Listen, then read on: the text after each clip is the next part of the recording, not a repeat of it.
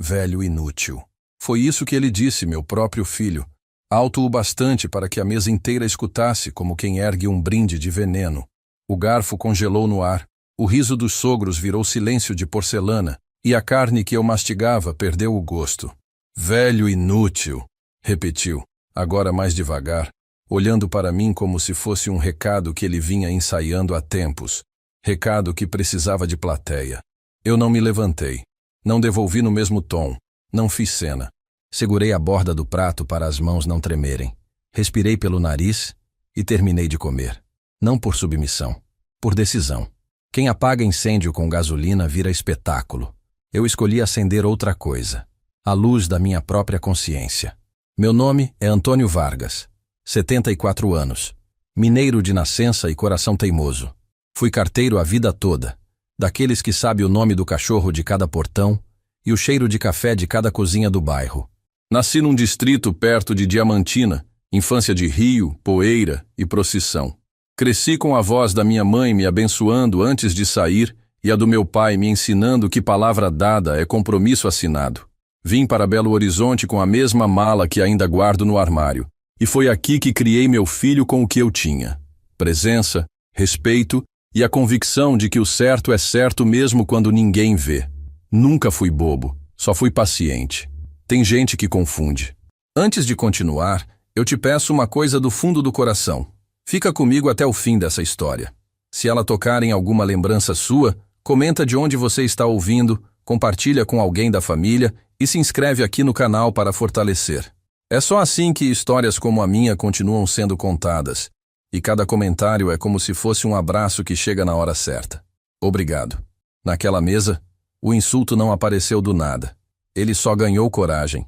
Eu vinha notando faz tempo os olhares de canto, as piadinhas sussurradas, a mania de falar de mim como se eu não estivesse ali. A minha nora, Patrícia, falava de reforma de varanda que eu paguei como se dinheiro surgisse do feijão que ela queimava. Os sogros dela tinham aquele sorriso de vinagre. E o Ricardo, meu filho, administrava o clima como quem muda canal. Pai, o senhor precisa entender seu lugar, ele disse. Mas o que ele queria mesmo era que eu aceitasse qualquer papel que ele me empurrasse. Eu olhei para o Lucas, meu neto, que ria de um vídeo no celular, alheio ao veneno pingando no prato do avô, e senti uma fisgada no peito. Quando é que a gente perde a mão do destino até dentro da própria casa? Terminei a comida, lavei meu prato com calma. Cada círculo de espuma era uma lembrança que eu empurrava ralo abaixo. A bicicleta que montei de madrugada para o aniversário de 7 anos dele, o uniforme passado às 5 da manhã enquanto eu soprava o café para não queimar a língua, o primeiro resfriado em que eu passei a noite sentado no chão do quarto dele, rezando para a febre descer. Todas as coisas que eu fiz, sem recibo, sem holofote, porque é isso que pai decente faz. Devolvi o prato no escorredor como quem encerra um expediente.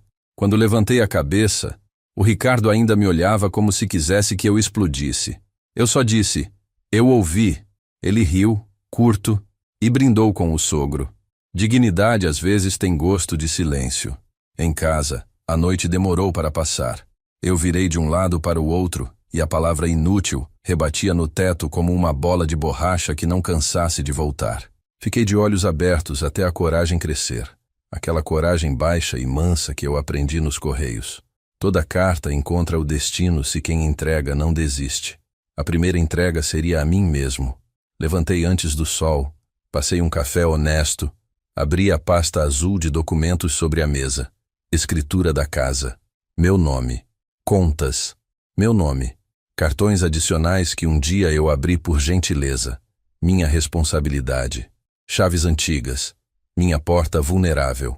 Anotei tudo numa folha quadriculada como se fosse rota de entrega. 1, chaveiro. 2, cartório. 3, banco. 4, condomínio. Não era vingança impulsiva. Era justiça começando pelos fundamentos. Liguei para o chaveiro do bairro. Expliquei sem explicar demais. Do outro lado, uma voz de rapaz que chama os clientes de seu qualquer coisa e resolve. Consigo passar hoje, seu Antônio. Passa. Enquanto esperava, guardei fotografias recentes que doíam na vista e deixei expostas as antigas. Essas sim me lembravam quem eu sempre fui. Ajustei as cadeiras da sala, não porque eu esperasse visita, mas porque eu queria que a casa respirasse ao meu favor. O chaveiro chegou com a maleta barulhenta de ferramentas, e aquele som de metal me trouxe uma paz estranha, como se eu voltasse a carregar minha bolsa de carteiro. Quer colocar o quê? Tetra, tranca, olho mágico, e troca o miolo da fechadura. Quero segredo novo. Ele trabalhou em silêncio, e cada parafuso no chão parecia um peso saindo das minhas costas. Eu via a porta velha se tornar uma fronteira nova entre o meu respeito e o mundo lá fora que tinha desaprendido a me tratar como gente. Antes do almoço, a porta já respondia diferente ao toque. O olho mágico me dava um filme da realidade sem que ela me invadisse. O miolo girou macio no primeiro teste, e eu sorri sem mostrar os dentes. Sorriso de quem volta a ser dono do próprio passo. Paguei adiantado. Ofereci um copo de água gelada ao rapaz. Agradeci. Fechei a porta por dentro e ouvi o clique das novas travas como um amém. Ainda faltava a parte burocrática, e eu não empurro tarefa. Fui ao cartório reconhecer uma firma que eu vinha deixando para depois. Passei no banco e encerrei os cartões adicionais. Troquei senhas, ajustei limites. Passei no condomínio e deixei uma declaração por escrito. A partir de hoje, qualquer acesso ao meu apartamento só com a minha autorização por escrito. Não tem mais essa de eu sou o filho, eu tenho chave antiga. Chave antiga não abre porta nova, nem portas de madeira, nem portas de dentro da gente. Voltei para casa mais leve, mas não iludido. Eu conheço rua, eu conheço gente, eu sei como a crueldade cotidiana gosta de posar de normal. Sentei à mesa com um caderno e escrevi para mim mesmo, sem floreio. Antônio, você não é um velho inútil, é um velho inteiro. Quem te chama de inútil, que vá procurar utilidade no espelho. Lembrei do meu pai, que pouco falava e muito fazia, e da minha mãe, que chorava em silêncio para não contrariar. Pensei na Rita, minha falecida, e falei com ela como falo quando a saudade aperta. Se você estivesse aqui, me diria para não ceder nenhum centímetro do que nos custou uma vida. Ela sempre me ensinou que amor sem respeito é algema de veludo. Eu não usaria. No fim da tarde, o telefone vibrou com um áudio do Ricardo. Pai, a Patrícia exagerou. Você sabe como ela é. E o senhor também provocou. Fala a verdade. Deixa disso. Amanhã eu passo aí para pegar a furadeira que é minha e a minha chave reserva. Eu ouvi até o fim para não ser injusto. E depois apaguei. Eu não devia explicação ao desrespeito. A furadeira comprei eu, como comprei muita coisa que virou minha na boca dele. E quanto à chave reserva, eu mordi o canto da boca para não rir. Há chaves novas, segredo novo, limite novo. A liberdade também faz barulho, mas é um barulho só nosso. A noite caiu e eu cozinhei para um. Feijão de véspera, arroz fresquinho, um ovo na frigideira que estalou como fogos discretos de independência. Comi devagar, lavei a louça, sequei, guardei. Passei um pano no corredor como quem marca território com zelo, não com raiva. Liguei o rádio no programa antigo que toca valsa e seresta e deixei minha cabeça viajar para os dias em que o Ricardo subia no meu ombro para alcançar o pote de biscoito no armário. Não é que eu não sinta falta do menino que ele foi. É que eu me recuso a aceitar o homem que ele decidiu ser. Existe um ponto da vida em que o perdão vira só um aplauso para a covardia do outro. Eu cheguei nesse ponto. Quando fui travar a porta para dormir, deixei a chave na posição 1 e respirei fundo. Quase meia-noite, a cidade em Belo Horizonte sussurrava em ventiladores e cães ao longe. Foi então que eu ouvi 2 batidas firmes na madeira, não de quem pede licença, mas de quem se acha dono. Apliquei a segunda volta da tranca com calma. Do lado de fora, alguém encaixou uma chave antiga e tentou girar. Ela não girou. Eu encostei a testa na porta e, com a serenidade de quem finalmente acordou, fiquei esperando a próxima batida. As batidas continuaram, secas, como se cada soco na madeira fosse um chamado à obediência. Pai, abre essa porta. Essa casa é minha também, gritou Ricardo, a voz carregada de raiva e arrogância. Eu não respondi. Encostei a palma da mão na porta, senti a vibração da fúria dele e só girei mais uma vez a chave. O silêncio foi minha resposta. Do lado de fora, ouvi o barulho metálico da chave antiga sendo forçada, até ranger no miolo novo. Ele não sabia ainda, mas aquele segredo já não era dele.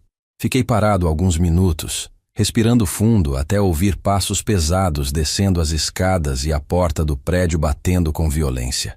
Senti uma pontada de dor, não física, mas um corte fundo que só a alma entende. Aquele menino que um dia eu carreguei no ombro, que eu protegi da chuva com meu próprio casaco, agora me tratava como intruso no lar que construí. Mas essa dor não me paralisava, ela me alimentava. Ali mesmo, no corredor silencioso, jurei que não iria recuar. Na manhã seguinte, acordei cedo, como sempre fiz na vida inteira. Passei café forte, sentei à mesa e encarei o caderno onde havia escrito a frase do dia anterior. Antônio, você não é inútil. Li em voz alta como se fosse um lembrete para não desmoronar. O sol batia fraco pela janela e a cidade começava a ganhar barulho. Decidi que não bastava trocar fechaduras. Aquilo era só o começo. Eu precisava reescrever os limites, deixar claro que a minha dignidade não estava à venda, nem em promoção para agradar filho ingrato. Peguei minha pasta azul novamente e organizei os papéis. Dessa vez, além da escritura da casa, puxei extratos de poupança, recibos de consertos pagos, contratos que ainda estavam no meu nome. Eu sabia que, se ele tivesse coragem de me chamar de velho inútil na frente dos outros, logo teria coragem de algo pior. Tentar arrancar de mim o pouco que ainda era meu. E eu não estava disposto a perder o chão que levei uma vida para firmar. Por volta do meio-dia, o interfone tocou. Era Patrícia. Seu Antônio, precisamos conversar. O Ricardo não quis vir, mas eu vim. Deixe-me subir. A voz era melosa demais para ser sincera. Eu olhei pelo olho mágico e fiquei alguns segundos calado. Patrícia, se for para conversar, pode falar daqui mesmo. Eu estou ouvindo. Do outro lado, um suspiro impaciente. Isso é ridículo. O senhor sempre foi bem-vindo, mas agora está criando confusão. Entregue a chave e reserva para o Ricardo, ele tem direito. Eu respirei fundo e respondi com firmeza. Patrícia, diga ao meu filho que quem perde o respeito, perde o direito. E chave antiga não abre porta nova. E desliguei o interfone. Senti minhas pernas tremerem, mas não de medo. Era alívio. Era a certeza de que eu não iria mais me curvar. Eu já tinha sido paciente por tempo demais. Naquela noite, sonhei com minha falecida, Rita. No sonho, ela me olhava com aquela calma que sempre me desmontava. Antônio, não abaixe a cabeça. O respeito que você se nega, ninguém vai te devolver depois. Acordei com o coração disparado, mas também com uma serenidade estranha. Era como se ela tivesse me dado um sinal de que eu estava no caminho certo. No dia seguinte, tomei uma decisão prática. Fui ao banco e alterei meus beneficiários. Retirei o nome do Ricardo de uma aplicação antiga, aquela que eu tinha guardado para emergências da família. O senhor tem certeza? Perguntou o atendente surpreso. Tenho. Emergência agora sou eu. E assinei com a mão firme. Ao voltar para casa, encontrei um bilhete amassado na porta. Você não pode me excluir da sua vida. Eu sou seu filho. Querendo ou não, essa casa será minha um dia. Li devagar. Dobrei o papel e joguei no lixo sem hesitar. Não havia mais espaço para ameaças disfarçadas de direito. A vida me ensinou que herança maior que dignidade não existe, e essa eu não dividiria com ninguém. Naquela semana, passei a sair mais cedo de casa, caminhar pelo bairro, cumprimentar velhos conhecidos. E aí, seu Antônio, sumido, diziam os vizinhos. Eu sorria, disfarçando o peso que carregava por dentro. Mas cada passo na rua era um lembrete. Eu ainda era dono de mim. Não era inútil. E se o mundo tentasse me convencer do contrário, eu teria coragem de provar. Quando voltei para casa numa dessas caminhadas, encontrei o Ricardo parado na portaria, falando alto com o porteiro. Ele acha que pode me impedir de entrar, mas eu sou o filho dele, gritava. O porteiro, com respeito, respondeu. Seu Antônio deixou ordens claras, doutor Ricardo. Sem autorização por escrito, ninguém sobe. Nossos olhos se cruzaram por um instante. Ele estava vermelho de raiva. E eu só estava firme. Passei ao lado dele, cumprimentei o porteiro e entrei sem dizer uma palavra. Às vezes, o silêncio pesa mais que grito. Naquela noite, sentei na varanda e olhei para o céu de Belo Horizonte, poluído, mas ainda guardando algumas estrelas teimosas. Pensei em tudo o que já tinha suportado calado e percebi que essa era a primeira vez em décadas que eu colocava minha dignidade na frente da paternidade. Doeu, mas era necessário. Foi então que o telefone tocou. Número desconhecido. Atendi. Seu Antônio, aqui é do cartório. Recebemos uma solicitação para verificar transferência da propriedade da sua casa. Está ciente disso? Meu coração gelou por um instante, mas a resposta veio seca. Estou ciente de quem tenta, mas não de quem consegue. Obrigado pelo aviso. Desliguei e fiquei sentado na escuridão. Se até agora o jogo tinha sido insulto e fechadura, estava claro que dali em diante a guerra seria maior. E eu não pretendia perder. Naquele momento, uma certeza me atravessou. Eu não iria apenas me defender. Eu iria mostrar ao meu filho o peso de subestimar um velho. E foi com essa decisão que fechei os olhos naquela noite. A diferença é que agora, em vez de esperar o próximo golpe, eu já planejava o próximo movimento. A ligação do cartório ficou martelando na minha cabeça como um sino maldito. Eu conheço o caminho que a maldade percorre quando ganha coragem. Começa com palavra atravessada, depois vira chave forçada na fechadura e logo se transforma em papel timbrado tentando arrancar o que não lhe pertence. Naquela noite, deitei, mas não preguei os olhos. E quando o relógio bateu 6 da manhã, eu já estava de pé, camisa limpa no corpo e a pasta azul debaixo do braço. Entrei no escritório de um advogado conhecido do bairro, Dr. Álvaro, homem de fala calma e olhar que pesa mais que carimbo. Contei tudo sem esconder nada. O insulto público no jantar, as batidas violentas na porta, a tentativa de usar chave antiga e, por fim, a ligação do cartório sobre uma suposta transferência da casa que eu jamais autorizei. Ele ouviu sem me interromper, rabiscando algumas anotações no papel. Depois apoiou a caneta e falou: Seu Antônio, pai pode sim deserdar filho em casos graves. E injúria pública é um deles. Não é fácil, mas existe respaldo. Além disso, o senhor pode organizar sua vida de forma que ninguém tenha acesso sem sua vontade. Recomendo testamento público, notificação extrajudicial e, se possível, provas. Documente tudo. As palavras dele foram como vento abrindo janela. Pela primeira vez desde aquela noite do jantar, senti o chão firme debaixo dos pés. Eu não estava sozinho. Saí do escritório com um esboço de testamento e uma notificação pronta para ser enviada ao meu filho. Passei no cartório ainda naquela manhã e iniciei o processo de registrar oficialmente minha vontade. Deixar claro que, se fosse necessário, eu justificaria a deserdação por injúria grave. Quando assinei o documento, minha mão não tremeu. Percebi que testamento não é só despedida, é escudo. No caminho de volta, parei numa loja de eletrônicos. Comprei 2 câmeras simples, mas eficazes. O vendedor perguntou se era para a loja de alguém. Respondi: é para minha casa. Quero gravar cada passo errado que tentarem dar comigo. Em casa, instalei uma na sala e outra voltada para a porta. O bip da câmera ligando foi como um novo companheiro de vigília. Pouco depois, o porteiro me chamou pelo interfone. Seu Antônio, tem uma senhora aqui pedindo para subir. Diz que é sua nora. Era a Patrícia.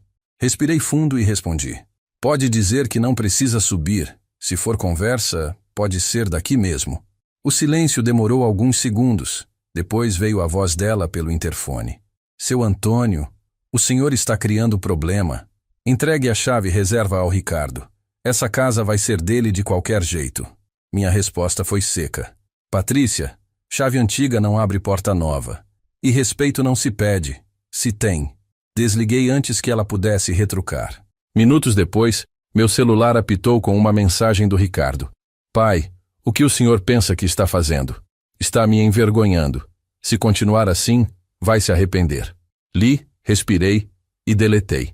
Não se negocia com ameaça velada. À tarde, decidi reforçar ainda mais minhas defesas. Procurei o Dr. Natan, médico que me acompanha há anos. Pedi um laudo completo de capacidade. Ele estranhou. O senhor parece ótimo, mas quer exame por quê? Olhei firme e respondi: porque vão dizer que eu não sei mais pensar. E eu quero a verdade registrada em papel. Fiz todos os testes, desde cálculos simples até perguntas de memória. No final, ele me entregou um documento carimbado. Paciente lúcido, autônomo, capaz de gerir seus próprios bens e decisões. Guardei no fundo da pasta azul, junto ao testamento.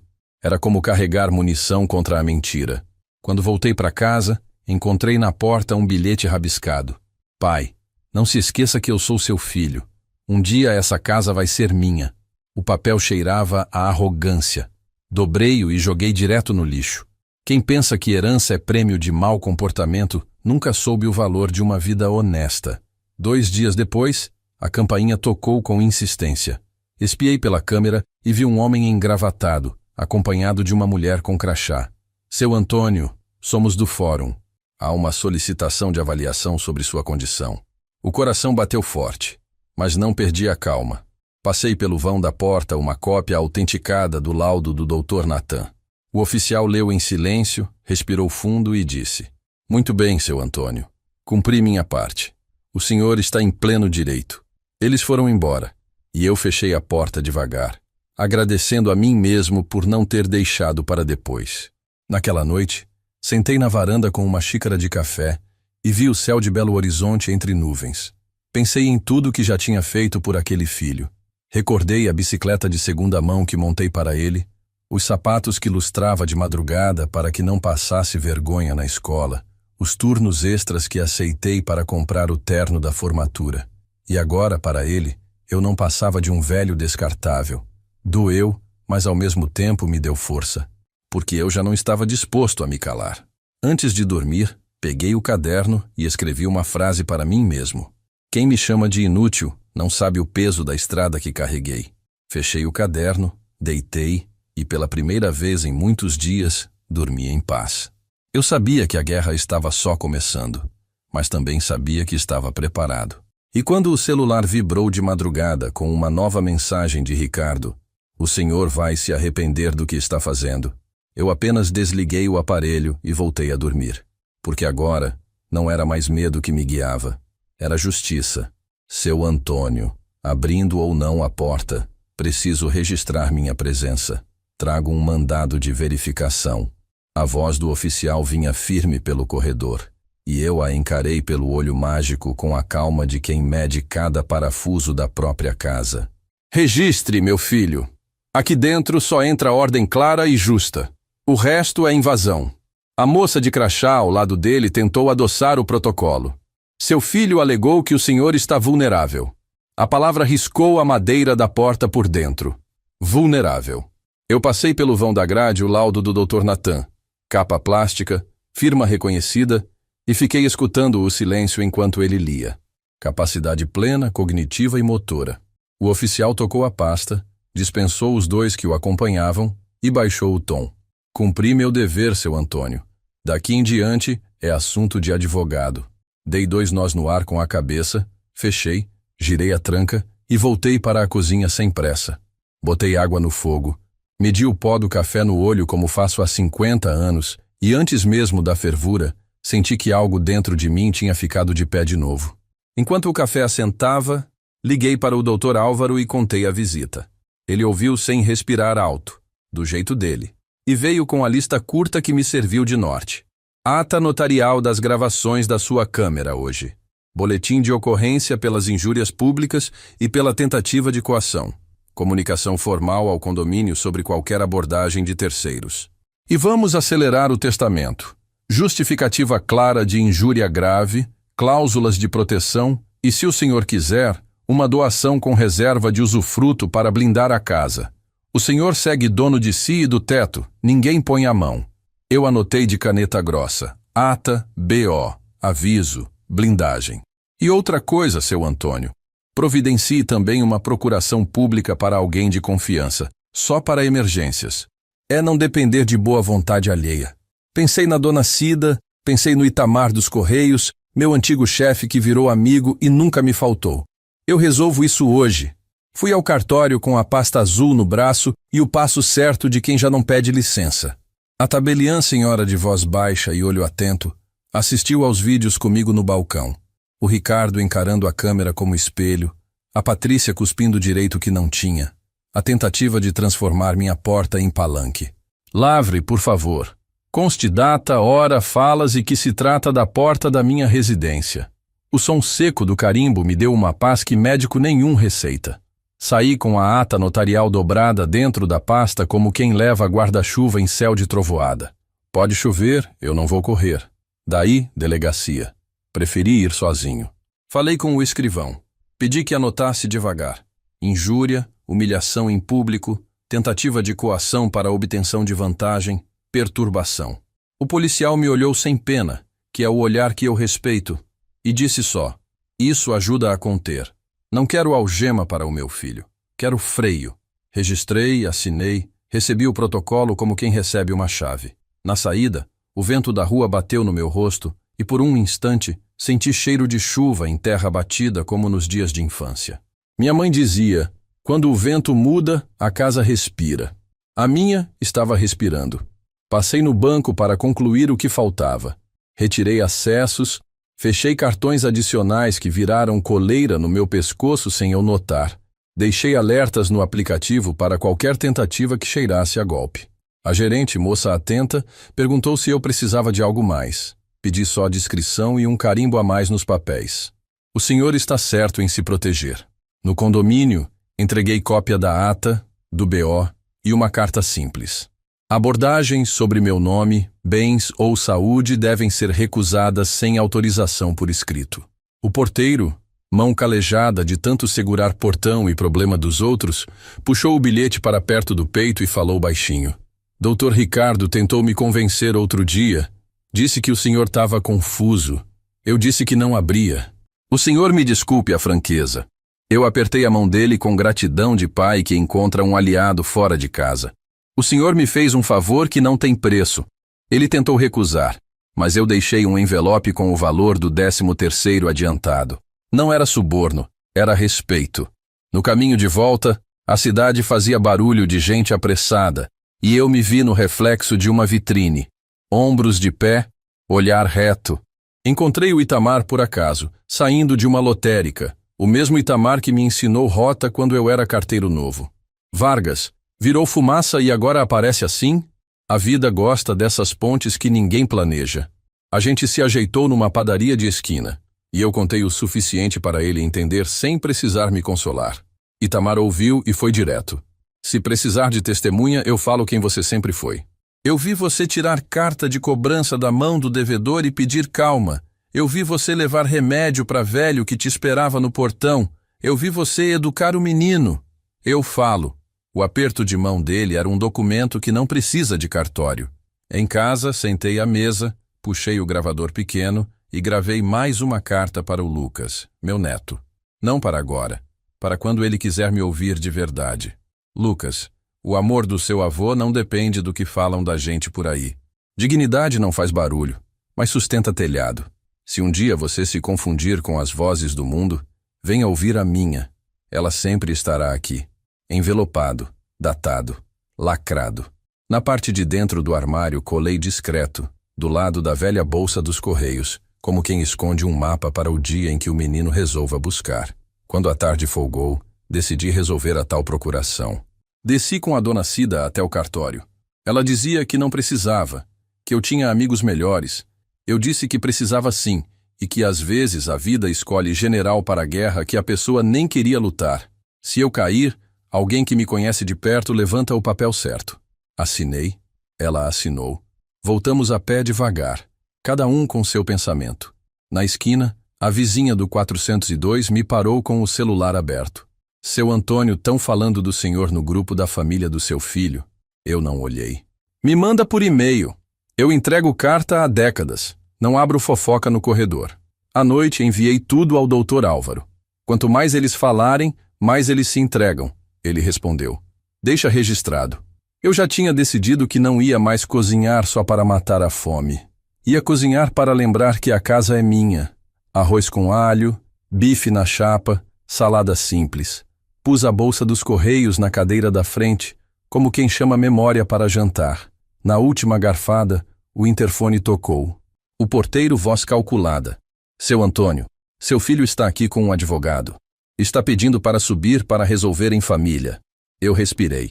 Senti o metal frio da chave no bolso e disse: diga que família se resolve com respeito. Sem isso, não tem conversa. Desliguei e a câmera apitou. Na tela, o Ricardo gesticulava. O tal advogado, o mesmo Messias da outra noite, falava algo para a lente como se a casa tivesse plateia. Eu só apertei REC. Meia hora depois, o telefone fixo tocou. Era a gerente do banco. Seu Antônio, Houve tentativa de cadastrar um novo dispositivo em sua conta. Foi negado, como o senhor pediu. Só estou avisando. Eu agradeci com a tranquilidade de quem tinha se adiantado um passo.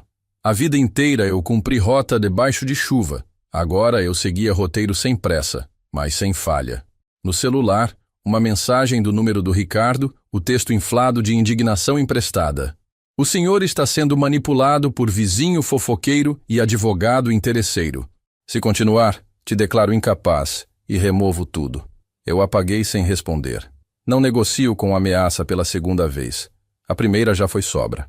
Quando a noite assentou, sentei na varanda para costurar silêncio com o pensamento. Belo Horizonte tinha aquele céu que deixa passar só as estrelas teimosas. Bati o dedo no bolso e senti o botão antigo que a dona Cida me deu. Fechei a mão sobre ele e entendi de um jeito simples. Tem coisa que a gente fecha para não perder por dentro. Guardei o botão na carteira. Subi, conferi as trancas, alinhei as chaves na mesa como quem alinha o próprio nome no lugar certo. Eu estava pronto para dormir quando alguém bateu 2 vezes na porta. Diferente das outras, não era soco de quem quer impor, nem cutucada de quem quer provocar. Eram 2 toques tímidos, com um intervalo de hesitação no meio. O olho mágico me trouxe um rosto pequeno, de olhos marejados e mochila nas costas. O meu neto, Lucas. Vô, posso entrar 1 minuto? A palavra vô veio baixa, mas inteira. Eu deixei a mão na tranca, o coração na garganta, e antes de girar, perguntei por trás da madeira. Você veio sozinho ou te trouxeram? Do outro lado do corredor, silêncio de quem escolhe onde quer ficar. E então ele sussurrou. Sozinho. Fiquei alguns segundos imóvel, a mão na tranca e o coração batendo como um tambor dentro do peito. Aquele sozinho que o Lucas tinha dito soava mais pesado que qualquer insulto do pai dele. Girei devagar a chave. Abri só o suficiente para vê-lo de perto. O menino estava com a mochila caída num ombro, a blusa amarrotada, o olhar dividido entre medo e alívio. Entra, meu filho, falei baixo e fechei rápido atrás dele. O barulho seco da fechadura se trancando parecia um pacto entre nós dois. Ele largou a mochila no chão e me abraçou de repente. Um abraço apertado, desses que não precisam de palavra. Senti que aquele menino carregava mais peso do que devia para a idade. Ficamos assim por alguns segundos, até ele recuar, e com os olhos vermelhos, soltar. Vô, eu não aguento mais ouvir o papai falar mal do senhor todo dia. Ele diz que o senhor enlouqueceu, que está contra a gente. Eu sei que não é verdade. Engoli seco. Queria proteger o menino, mas também não podia mentir. Ajoelhei na frente dele, segurei os ombros e disse: Lucas, o respeito é coisa que se constrói. Quem mente para derrubar outro, se derruba junto. Você não precisa acreditar em tudo que ouve. Precisa acreditar no que vê. Fizemos café com leite e dividimos pão na chapa, como nos tempos em que ele era pequeno e ficava comigo antes da escola. Aos poucos, ele foi se abrindo. Contou das brigas constantes entre o Ricardo e a Patrícia, das vezes em que ouvia o próprio pai chamando o avô de fardo, de inútil, até na frente dele. Eu ficava calado, vô, mas por dentro doía, porque eu sei que não é assim. As palavras do menino eram navalha e bálsamo ao mesmo tempo.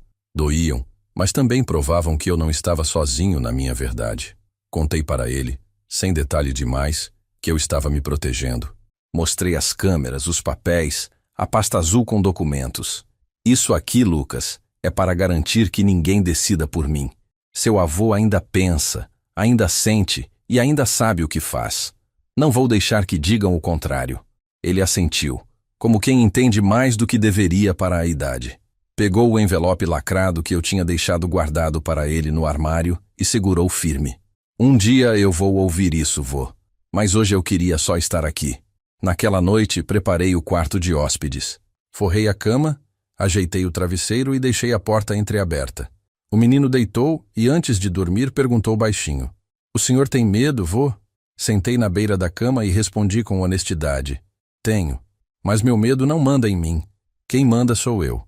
E quero que você aprenda isso cedo. Dignidade não se negocia. Ele sorriu fraco, fechou os olhos e em minutos estava entregue ao sono. Fiquei na porta olhando para ele, lembrando dos tempos em que o carregava nos ombros pelo parque. Agora era diferente. Ele não precisava mais de colo, precisava de referência. E eu estava decidido a ser essa referência, mesmo que custasse caro. Na madrugada, enquanto o bairro dormia, ouvi passos no corredor do prédio e vozes abafadas. A câmera apitou no celular. Ricardo estava ali, nervoso, acompanhado da Patrícia. Ele está escondendo o menino, dizia ela. O sangue ferveu, mas respirei fundo. Em vez de abrir, apenas ativei a gravação. As imagens mostravam os dois discutindo entre si, sem saber que estavam sendo filmados. Era mais uma prova.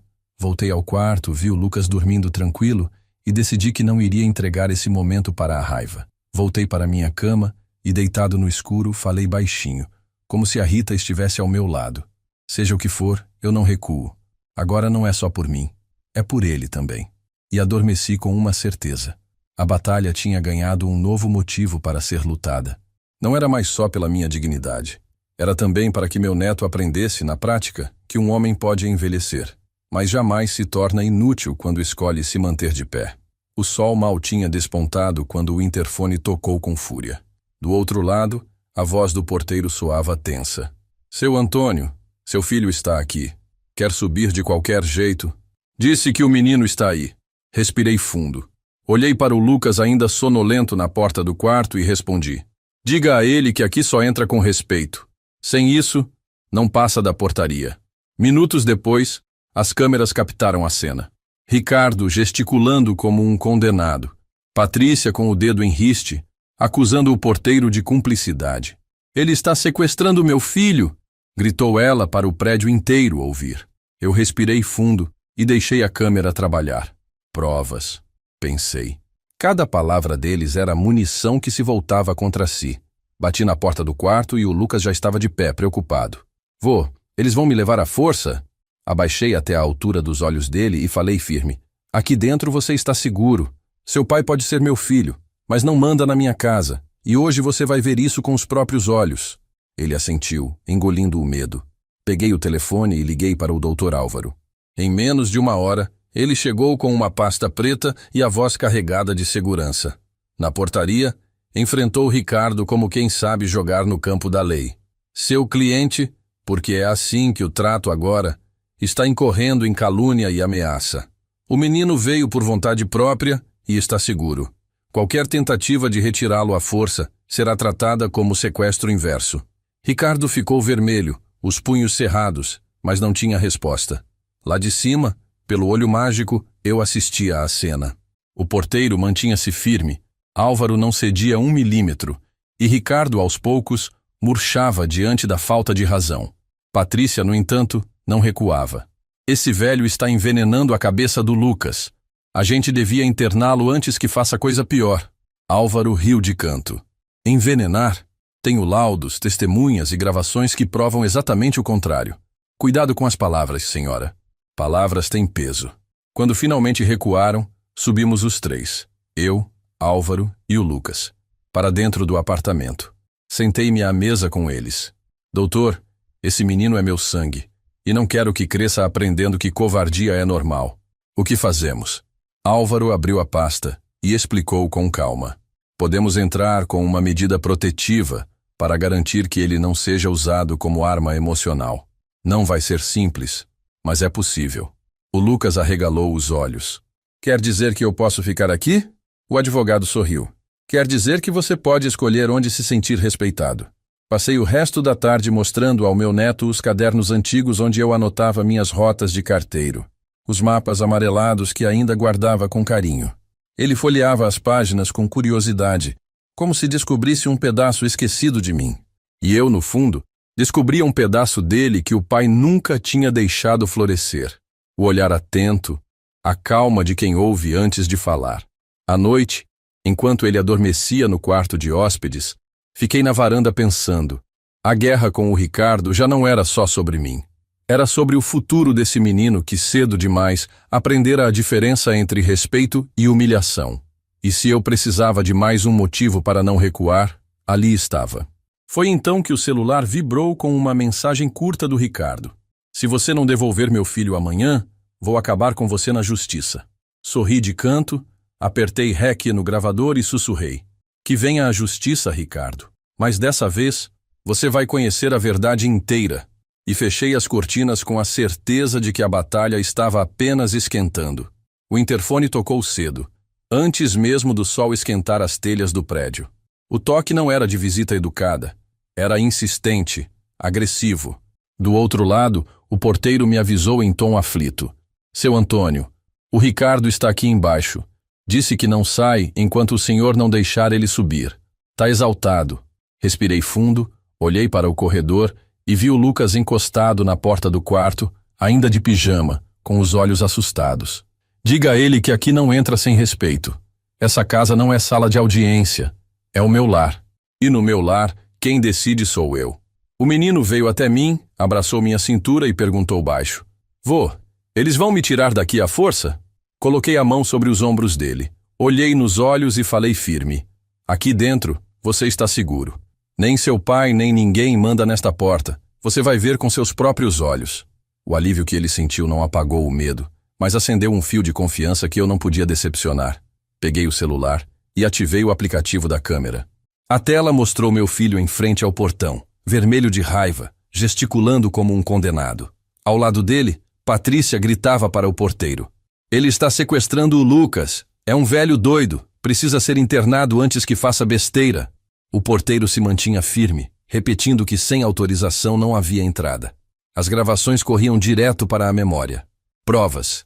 Eu já não via apenas insultos. Via munição contra eles. Não quis enfrentar sozinho. Liguei para o Dr. Álvaro, meu advogado. Ele não titubeou. Estou indo agora, seu Antônio. Não abra, não responda, só grave. Meia hora depois, lá estava ele, de terno escuro e pasta preta na mão. Postura de quem sabe exatamente o que dizer. Desceu do carro, caminhou até o portão e encarou o Ricardo de frente. Senhor Ricardo, seu comportamento caracteriza ameaça e calúnia. O menor não está sequestrado, está seguro. Qualquer tentativa de levá-lo à força pode ser interpretada como sequestro inverso. Eu recomendo que recue. Eu assistia tudo pelo olho mágico, o coração batendo forte, mas não de medo. Patrícia tentou contra-atacar, dedo em riste. Esse velho está envenenando o menino contra nós. Ele não tem condições de cuidar de ninguém. Álvaro deu um sorriso frio. Envenenar? O senhor Antônio tem laudo médico, gravações e testemunhas que provam sua plena capacidade. Cuidado com as palavras, senhora. Palavras têm peso, e cada uma pode voltar contra vocês.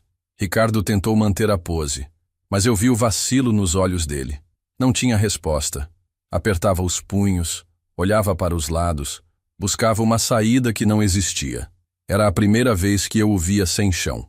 O porteiro, firme, reforçou. Seu Antônio deixou ordens claras. Sem autorização, não sobe. O silêncio que se seguiu foi mais alto que qualquer grito.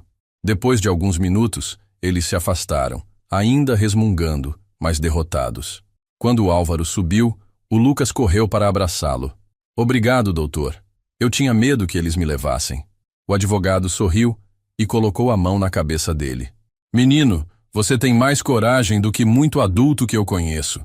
E o seu avô está certo em proteger o que é dele. Sentamo-nos os três à mesa. O cheiro de café fresco preenchia a sala, e eu percebi que aquele momento era mais simbólico do que parecia. Estávamos formando uma trincheira de dignidade dentro da minha casa. Doutor, perguntei, o que podemos fazer para que eles não usem o Lucas como arma contra mim? Ele explicou com a calma que me dava segurança. Podemos pedir uma medida protetiva, alegando que a criança está sendo exposta a conflito e manipulação emocional. Não é simples, mas é possível. O importante é termos provas, gravações, bilhetes, testemunhas, tudo o que o senhor já começou a juntar. Olhei para o neto, que nos observava atento, e completei. Você ouviu, Lucas? A gente não mente, não inventa, a gente prova. Ele assentiu com aquele olhar sério que eu nunca tinha visto nele. O resto da tarde passamos juntos. Mostrei a ele meus cadernos antigos, as rotas de carteiro que eu ainda guardava, os mapas amarelados cheios de anotações. Aqui era quando eu entregava cartas na Savassi, aqui no Prado. Cada risco nesse papel foi um pedaço da minha vida. O menino folheava, curioso, como se abrisse uma porta para o passado que o pai dele nunca contou. Vô, o senhor conhecia todo mundo? Sorri. Quase. E cada um tinha sua história. Carteiro não entrega só papel, Entrega esperança, tristeza, notícia de longe. A gente aprende a carregar o peso do outro. Naquele momento percebi algo importante. O Lucas não precisava mais de brinquedo ou de colo. Ele precisava de exemplo. E eu estava disposto a ser esse exemplo, custasse o que custasse. À noite, preparei o jantar simples. Arroz soltinho, feijão da véspera, bife na frigideira. Comemos em silêncio, só quebrado pelo barulho dos talheres. No fim, ele olhou para mim e perguntou: Vô, o senhor não tem medo de ficar sozinho contra todo mundo? Apoiei o garfo no prato e respondi devagar: Tenho sim, mas o medo não manda em mim. Quem manda sou eu. E quero que você aprenda isso cedo. Dignidade não se negocia. Ele sorriu fraco, mas sincero, e foi se deitar no quarto de hóspedes. Eu fiquei na varanda, olhando as poucas estrelas que furavam o céu da cidade. Peguei o celular e vi uma nova mensagem do Ricardo. Se você não devolver meu filho amanhã, vou te destruir na justiça. Sorri de canto, como quem recebe carta de cobrança sem valor. Apertei o botão do gravador e respondi em voz baixa: Que venha a justiça, Ricardo. Mas dessa vez, quem vai ouvir a verdade inteira é você. Fechei as cortinas, girei as trancas e senti o peso bom de estar no comando da minha própria vida. A batalha estava longe de acabar, mas agora eu tinha um aliado inesperado, meu neto. E por ele, eu estava pronto para ir até o fim. A intimação chegou dobrada como um lenço antigo. Papel timbrado, prazo curto, linguagem fria. Audiência de justificação, dizia no topo. Aquela tentativa de transformar em burocracia o que começou como humilhação à mesa do jantar. Eu li 2 vezes, não porque duvidasse do que estava escrito, mas porque quis sentir o peso de cada palavra com a calma de quem confere carta registrada no balcão. Havia data, hora e a tal alegação de vulnerabilidade que insistiam em colar em mim como etiqueta de encomenda extraviada. Apoiei o papel na mesa, passei a mão devagar sobre a textura e falei sozinho, para ouvir o som da minha decisão ecoando dentro da casa. Eu vou. A coragem não precisa gritar, precisa estar pronta. Antes de o relógio marcar 8, eu já estava no escritório do Dr. Álvaro, pasta azul no colo e os ombros no lugar. Ele me recebeu com aquele jeito que me acalma, olhar firme de quem pesa argumento como quem pesa ouro. Coloquei sobre a mesa a sequência toda: a visita do oficial, o laudo do Dr. Natan, as gravações das câmeras, o bilhete jogado na minha porta, os áudios de ameaça, a cena da portaria com o Ricardo e a Patrícia tentando fazer espetáculo. Álvaro folheou em silêncio, rabiscou linhas curtas e, quando levantou a cabeça, eu já tinha o norte. Seu Antônio, vamos pedir tutela de urgência para cessar qualquer tentativa de coação. Na audiência, a estratégia é simples: fatos, laudo, provas e testemunhas.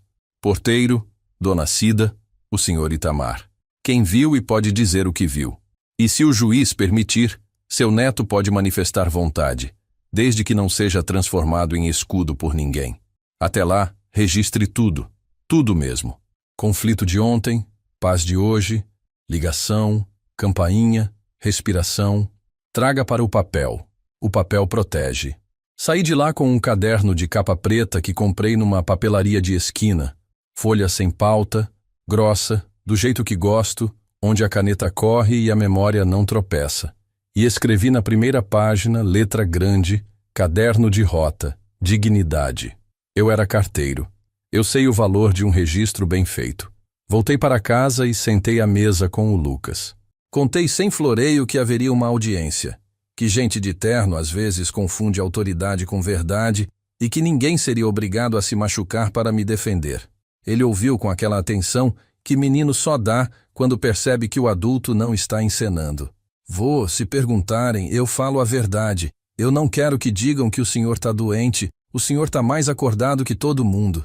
Eu sorri curto, aquele riso que sai pelos olhos, e mostrei o caderno novo. Aqui eu vou escrever cada coisa que acontecer até lá. E você, se quiser, escreve também o que sentir. Não é arma, é bússola. Ele assentiu sério, pegou um lápis e desenhou no canto da página um pequeno cadeado aberto, daqueles de desenho de criança, e depois rabiscou por cima, transformando em um cadeado fechado. Para ninguém entrar sem respeito, disse. O desenho pareceu uma prece. À tarde, decidi ir à escola do Lucas. Não avisei antes para não criar tumulto. Fui no horário de intervalo, quando o pátio está barulhento e as pessoas falam com o corpo inteiro. Pedi para falar com a coordenadora.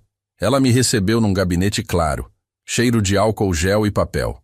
Sou o avô do Lucas, me apresentei, e vi nos olhos dela um reconhecimento sem fofoca. Seu Antônio, ele é um bom menino. Contei sem acusar que havia conflito em casa, que eu estava me protegendo e que eu queria garantir que a escola fosse abrigo, não palco. A coordenadora chamou a psicóloga escolar, uma moça de fala morna. As duas me ouviram como quem lê carta de alguém que confia. Podemos redigir um relato técnico sobre a saúde emocional do Lucas e o ambiente de acolhimento que ele encontra aqui.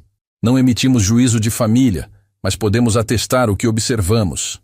Eu agradeci com a alma. Antes de sair, a psicóloga disse baixinho. Outro dia ele desenhou um senhor sentado à mesa com uma xícara. Escreveu, meu avô, e desenhou um coração no bolso do casaco. Eu fechei os olhos um segundo porque às vezes a verdade dói bonito. Pedi licença. Fui até a secretaria e atualizei a lista de autorização de retirada. Lucas só sai com o avô, com prévia comunicação escrita. Carimbado, assinado, guardado. Rotina salva espírito. No portão da escola, encontrei a dona Cida que levava o netinho pequeno pela mão. Ela me deu um beijo no rosto, daqueles que dão notícia sem falar. Tô rezando. E como quem entrega amuleto, tirou da bolsa uma fitinha azul desbotada. Era do casaco do meu velho. Amarrava no botão para não perder. Leva. Eu olhei para o botão antigo que já morava no meu bolso, presente dela, e amarrei a fita ali, um nó discreto. Parecia pouca coisa, mas aqueles dois objetos formavam uma senha entre nós. Fecha o que precisa, amarra o que pode se soltar. Quando cheguei no prédio, o porteiro me chamou num canto, voz de quem sabe que até parede escuta. Seu Antônio, vieram aqui duas pessoas do conselho tutelar cedo. Eu disse que o senhor não estava e que eles podiam voltar com o horário. Deixaram cartão. Peguei o cartão, agradeci, subi, liguei para o número. Recebi do outro lado uma voz formal e correta. Senhor Antônio, recebemos denúncia de possível conflito envolvendo o menor. Precisamos verificar o ambiente, ouvir o senhor e a criança. Eu respirei como quem calibra passo na subida. A casa está aberta para quem vem com respeito e crachá. Quando preferem? Marcamos para o fim da tarde, sem teatro. A hora combinada, tocaram a campainha. 2 pessoas, muita escuta e pouco dedo em riste. Viram a cozinha limpa, o quarto arrumado, o caderno aberto, a geladeira com comida, o frasco dos remédios no lugar. Falaram com o Lucas a portas semi-abertas. Eu ouvi passos, não palavras, e saíram com um resumo que coube numa frase. Ambiente adequado, vínculo afetivo preservado, avô colaborativo, criança com narrativa coerente. Não era vitória, era chão. À noite, quieto, o prédio respirava como gente que dorme pesado. Fiquei na varanda com o caderno no colo e, no escuro, uma lembrança me puxou pelo colarinho. A primeira noite de chuva em que o Ricardo dormiu na casa nova dele, muitos anos atrás. Eu tinha pago o que faltava da entrada sem contar, e no dia da mudança ele fez questão de me atender no portão, debaixo de goteira, me segurando no meio-fio. Pai, não precisa subir, vai molhar o chão. Lembro do meu sapato inchando de água. Lembro do barulho da tranca. Lembro de ter voltado para casa a pé, o casaco pingando, segurando na mão uma sacola com pão, leite e um bilhete. Se faltou açúcar, tá aqui. Eu não quis lembrar para me punir. Quis lembrar para não romantizar. Às vezes, a raiz do desrespeito é antiga e a gente finge que não vê. No dia seguinte, Itamar apareceu com a camisa abotoada torta e a honestidade na testa. Trouxe em mãos um papel escrito de próprio punho. Declaração. E embaixo, um parágrafo simples dizendo quem eu sempre fui, o que ele viu com os próprios olhos ao longo dos anos, a forma como eu tratava as pessoas nas ruas. Não é de advogado, mas é verdade, disse, meio sem graça. Assinei como testemunha, deixei o documento na pasta com carinho de quem guarda a fotografia. No elevador, encontramos o porteiro que pediu licença para falar. Se o juiz precisar, eu vou e conto. Eu vi, eu ouvi, eu sei. Dei um aperto de mão que foi abraço. Passei o resto do dia organizando a mala pequena da audiência como se fosse rota de entrega. Laudo do Dr. Natan, ata notarial com as gravações, boletim de ocorrência, prints das mensagens, a carta da escola, as declarações do Itamar e do porteiro, cópias das notificações, identidade, escritura, a lista da escola com nova autorização, a procuração da dona Cida para emergências, o testamento em andamento com as razões de injúria grave. Na capa do caderno, reforcei a etiqueta: dignidade, audiência. Engraçado como uma palavra pesa menos quando se organiza o resto. Na véspera, deixei a roupa separada, camisa clara, calça escura, sapatos que poli até parecerem novos. Não por vaidade, por respeito, a mim e à sala em que eu ia entrar. Lucas me ajudou, ajeitou a gola com seriedade de adulto pequeno e disse: eu vou? Se me chamarem, eu falo. Eu passei a mão no cabelo dele como quem assina com carinho. Se a juíza quiser ouvir, você vai. Mas lembra do que eu te disse. A verdade tem volume certo. Nem grita, nem sussurra. Fala limpo. Ele sorriu de canto. Dormiu cedo. Eu, não. Fiquei na cozinha, olhando a xícara de café esfriar, e falei baixinho com a Rita, a mulher que me ensinou a não envergonhar o coração. Se puder, senta do meu lado amanhã. A manhã da audiência cheirava a papel novo e corredor de fórum. Chegamos cedo. Eu, Álvaro e o caderno. No banco do hall, vi o Ricardo de terno apertado e a Patrícia com aquela pressa de quem reclama até de relógio de parede. Ao lado deles, o tal doutor Messias ajeitava a gravata como quem afia a faca. Não fui até lá. Sentei um pouco atrás, abri o caderno como quem abre guarda-chuva e fiquei respirando. Quando chamaram meu nome, levantei devagar, senti o solado firme e atravessei a porta como quem entra na própria casa de novo. A sala tinha cheiro de madeira antiga e ar-condicionado teimoso. Atrás da mesa, uma juíza de olhar de professora que não aceita atalho. Cumprimentei com a cabeça e esperei. Álvaro falou primeiro, enxuto. A juíza anotou. Do outro lado, o tal Messias gastou adjetivos, trouxe as mesmas palavras que abusaram de mim. Vulnerável, manipulado, perigoso. Eu só abri a pasta quando me pediram. Mostrei o laudo, as atas, o BO, os carimbos, as fotos, as assinaturas. A juíza folheou devagar, a caneta dela dançando leve. Foi então que ela ergueu os olhos por cima dos óculos e perguntou: "O menor deseja falar?" Eu virei o rosto e encontrei o Lucas sentado atrás, as mãos no joelho, os olhos limpos. Ele fixou em mim por um segundo, como quem confirma a bússola, levantou e andou até a frente com passos que eu reconheci. Passos que não pedem desculpa por existir. A juíza inclinou o corpo até o nível dele, a voz macia. "O que você quer dizer?" E o meu neto respirou, abriu a boca e soltou a primeira palavra que mudaria o desenho daquela sala. "Quero falar." A voz do Lucas saiu limpa, sem tremer. A juíza inclinou um pouco o corpo, como quem respeita a criança sem tratar como enfeite. "Diga com calma." Ele respirou, olhou rápido para mim, conferiu a bússola e encarou a mesa. "Meu avô não tá doido. Na casa dele tem silêncio e respeito. Na minha, meu pai chama ele de velho inútil, na frente de todo mundo. Eu vim porque quis. Aqui eu durmo em paz." O lápis da juíza parou no ar. "Alguém te mandou dizer isso?" "Não." A sala engoliu o silêncio. O advogado do meu filho cruzou as pernas para disfarçar o desconforto. A Patrícia torceu a alça da bolsa. O Ricardo fingiu sorriso de deboche. A juíza não sorriu. Ela folheou o laudo do Dr. Natan, conferiu a ata notarial das filmagens, o boletim de ocorrência, as declarações do porteiro e do Itamar, a carta da escola. Depois, ergueu os olhos. Indeferida a incapacidade. Em caráter provisório. 1. O menor pode permanecer com o avô, preservadas escola e rotina. 2. O pai não se aproxima da residência sem autorização expressa. 3. Contato por escrito sem ofensa. 4. Visitas se houver em ambiente neutro e combinado. 5. Proibida a exposição do idoso e do menor em redes sociais. Estudo psicossocial e oitiva do Ministério Público. Nova audiência em 30 dias. Não teve martelo, teve caneta. Do outro lado, o Ricardo explodiu. "Absurdo!" A juíza levantou um dedo. "Mais uma palavra. Multa por má-fé." Engoliu seco. Fechei minha pasta como quem fecha guarda-chuva depois da chuva.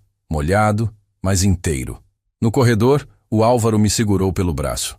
"Vitória cautelar." Terreno nivelado. O Lucas encostou a cabeça no meu ombro. O corpo miúdo tremia aquele resto de coragem. Respira, menino, sussurrei. Descemos de elevador com um alívio que pesava. No saguão, o Ricardo e a Patrícia esperavam para a última cena. Ele parou a distância que a caneta da juíza impôs. Você me trocou por um moleque, respondi baixo. Eu me escolhi. E escolhi não ensinar ao meu neto que se engole humilhação para manter sobrenome.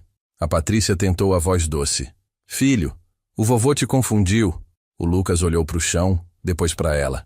Eu só quero respeito. Palavra de criança corta dos dois lados. Voltamos de táxi.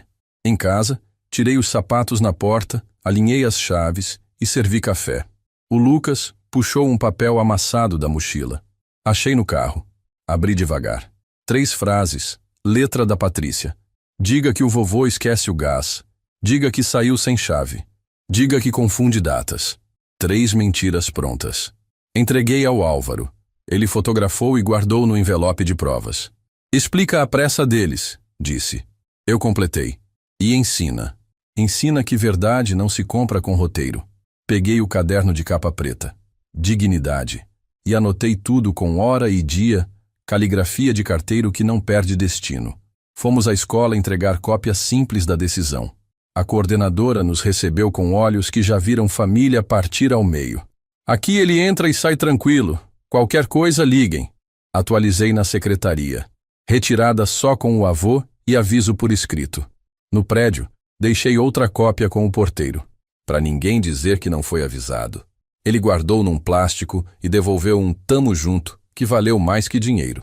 De volta ao apartamento, o Lucas desenhou no caderno o mesmo cadeado de antes, agora com a tranca em negrito. Para lembrar que porta aberta sem respeito vira buraco. Ri da frase, não do desenho. Cozinhei simples. Arroz, feijão, ovo com gema mole. Jantamos em paz, cada um inteiro no seu silêncio. Já ia deitar quando o telefone fixo tocou. Conselho tutelar. Ciência da decisão, acompanhamento do estudo, tom correto. Agradeci e registrei nomes e horários. Mal pus o fone no gancho, o celular vibrou. Número desconhecido, voz de cartório. Senhor Antônio, confirmação de procuração pública ampla em favor de seu filho, firmada ontem. A assinatura confere, mas precisamos da validação telefônica. O sangue gelou e ferveu. Olhei para o Álvaro. Ele fez sinal de viva voz. Não firmei nada. Suspensa. Por favor, me passe livro e protocolo. Pausa curta do outro lado. Suspenso. Protocolo tal, livro tal. Desliguei sentindo o botão antigo com a fitinha azul no bolso como se fosse âncora. Eles tentavam abrir minha casa por caneta. O Álvaro fechou a pasta. Ata da ligação agora. Ofício ao cartório. Notícia crime por falsificação e tentativa de fraude. Aviso imediato ao banco para travar procurações digitais. Chamei o Lucas. Pega sua mochila. Hoje você aprende a diferença entre voz alta e voz certa. Ele assentiu. Fechei a porta, girei 2 voltas, ouvi cada clique dizer, eu me escolho. No elevador, meu reflexo devolveu um homem menos cansado que na semana passada. O celular vibrou outra vez. Número oculto, mensagem curta. Você ganhou no fórum, mas perdeu no cartório. Mostrei ao Álvaro. Ele só disse, então vamos. E fomos. Eu, meu neto e o meu advogado. Atrás do papel que, se eu não segurasse, arrancaria meu teto por assinatura. Já era tarde quando o interfone quebrou o silêncio de volta. O porteiro, voz controlada. Seu Antônio, equipe do conselho com verificação noturna por nova denúncia. Estão na portaria. Olhei a porta, o quarto do Lucas escuro, a pasta azul na mesa. Peça que aguardem 2 minutos. Vesti a camisa por cima do pijama, posicionei o laudo, a decisão e o papel das mentiras. Encostei a testa na madeira e falei baixo. Estou pronto. Do outro lado, pronunciaram o sobrenome do meu filho como remetente de carta sem selo. À noite, mais uma vez, viria testar o peso da minha tranca. Eles chegaram perto de meia-noite, 2 do conselho tutelar e um policial de ronda, crachá no pescoço, fala correta. Eu já estava com a pasta azul aberta sobre a mesa, o laudo do Dr. Natan por cima, a decisão da juíza logo abaixo, e grampeado, o papel das 3 mentiras escrito pela Patrícia. Mostrei a cozinha limpa, a geladeira com comida, o remédio no horário, O quarto do Lucas arrumado. A psicóloga perguntou se o menino queria dizer algo. Ele apareceu de pijama na porta, cabelo em desalinho e olho calmo. Eu tô bem aqui. Foi o suficiente. Eles anotaram, olharam a câmera instalada, registraram o número de série e deixaram um resumo que cabia numa frase. Ambiente adequado, vínculo preservado, avô colaborativo. Assinaram e foram embora com educação. Fechei a porta, encostei a testa na madeira e agradeci por ter aprendido na vida que prova é quem salva a gente quando o grito tenta virar verdade. De manhã cedo, eu, o Álvaro e o Lucas fomos direto ao cartório. A tabeliã nos recebeu de pé, como quem entende que papel pode matar ou salvar. Suspendi o ato assim que o senhor negou por telefone. Disse. Pedi que lavrasse certidão de não lavratura com livro e protocolo e que descrevesse o detalhe que me acendeu o alerta. A assinatura, muito parecida. Ela respirou fundo, chamou a escrevente, puxou o registro de tentativa e nos mostrou o caminho da perícia. Livro, data, supostas testemunhas, horário do falso reconhecimento. O Álvaro ditou o texto da ata notarial da ligação que recebi, anexou cópia da decisão da juíza e saiu com um punhado de providências que não cabiam no bolso. Notícia crime por falsificação, ofício ao banco travando qualquer procuração digital, alerta ao Ministério Público. Eu só assinei com a mão firme que usei a vida inteira para entregar carta certa no endereço certo. No banco, a gerente me chamou pelo nome, sem diminutivo. Fizemos 3 coisas simples que valem um cofre. Senha de voz com palavra-chave. Rita, em homenagem à minha mulher. Cadastro que proíbe validação por telefone, alerta de tentativa em tempo real. Qualquer coisa, eu ligo no fixo. Ela prometeu. Liga, mas fala a palavra inteira. Respondi, meio rindo, meio sério.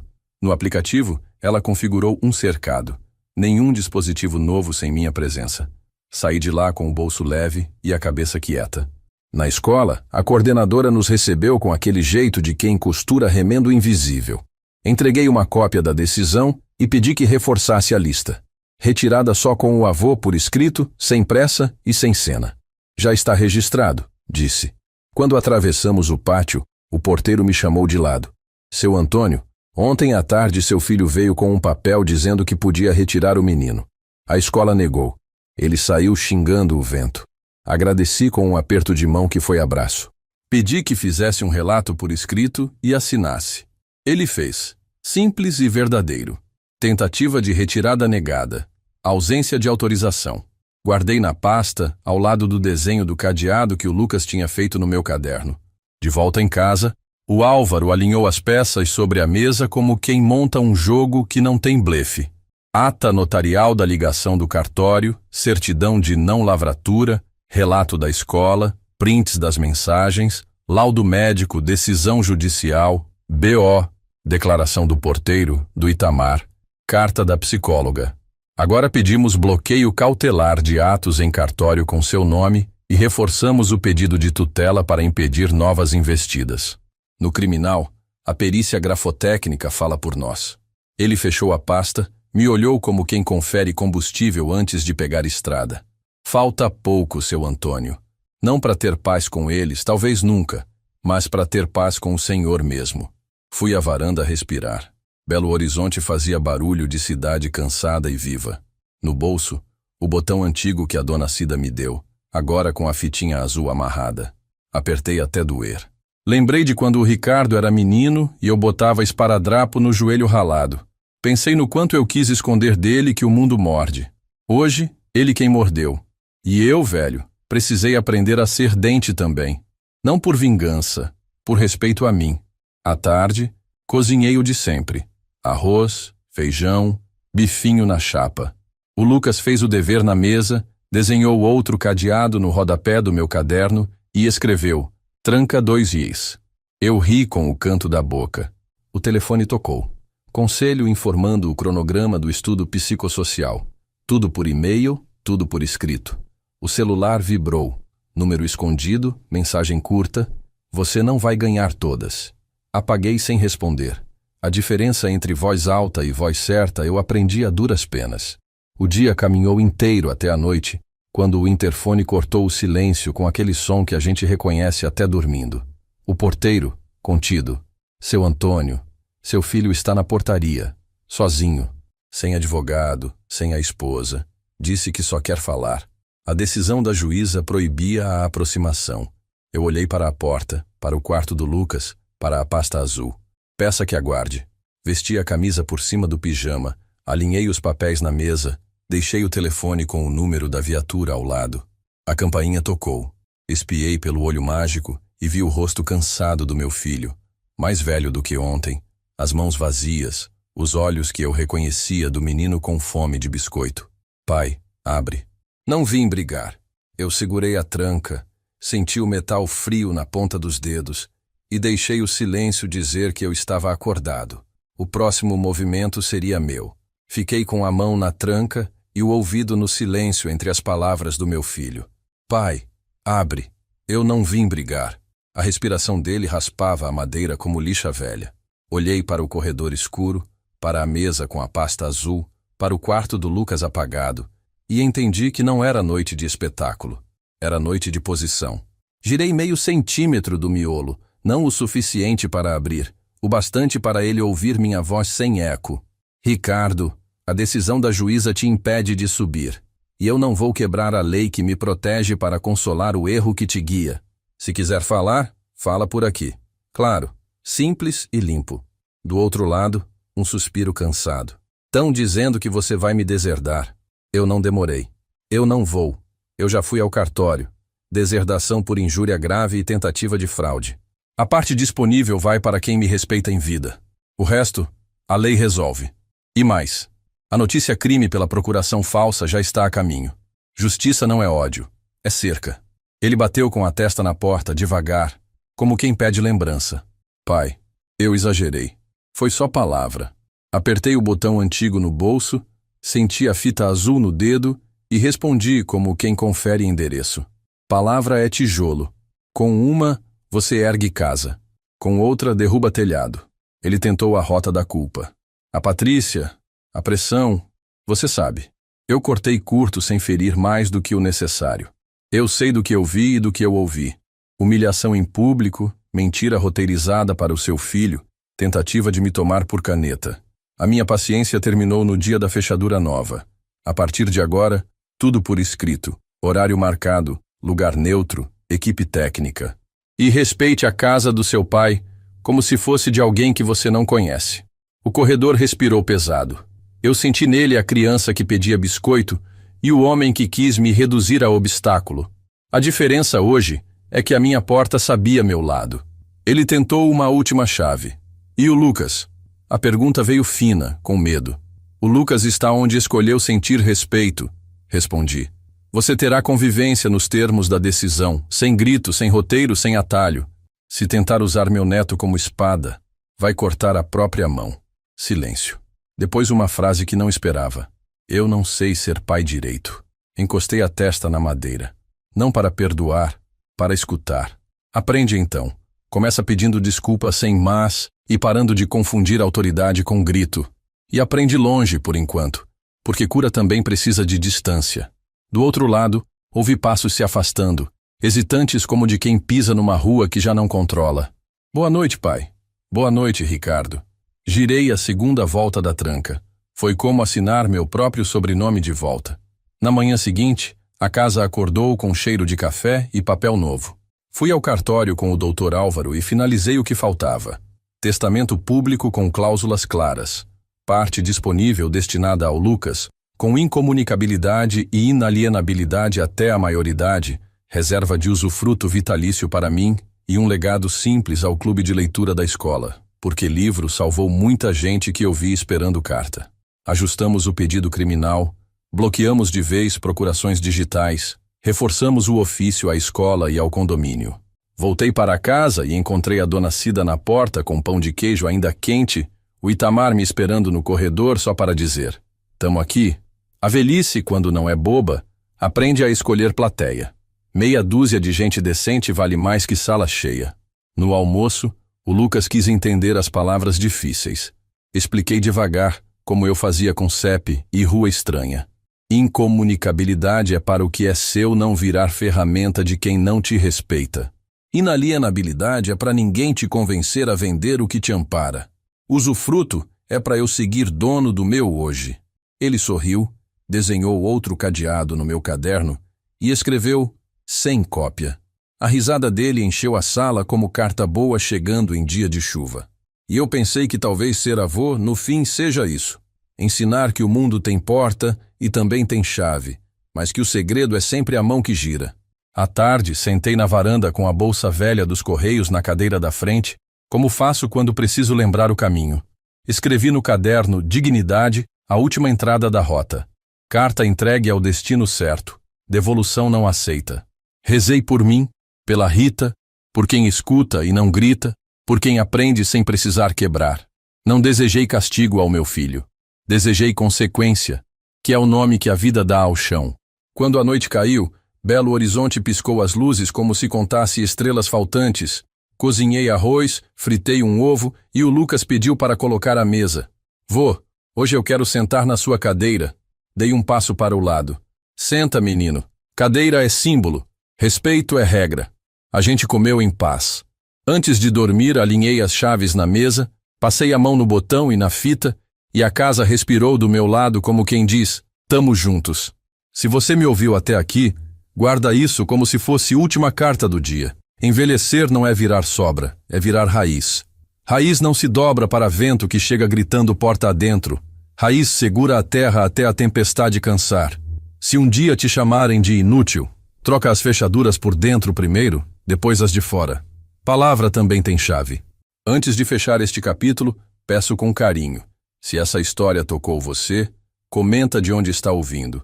Compartilha com alguém que precise lembrar do próprio valor e se inscreve no canal para que mais vozes como a minha continuem tendo vez. Obrigado por ficar comigo até o fim.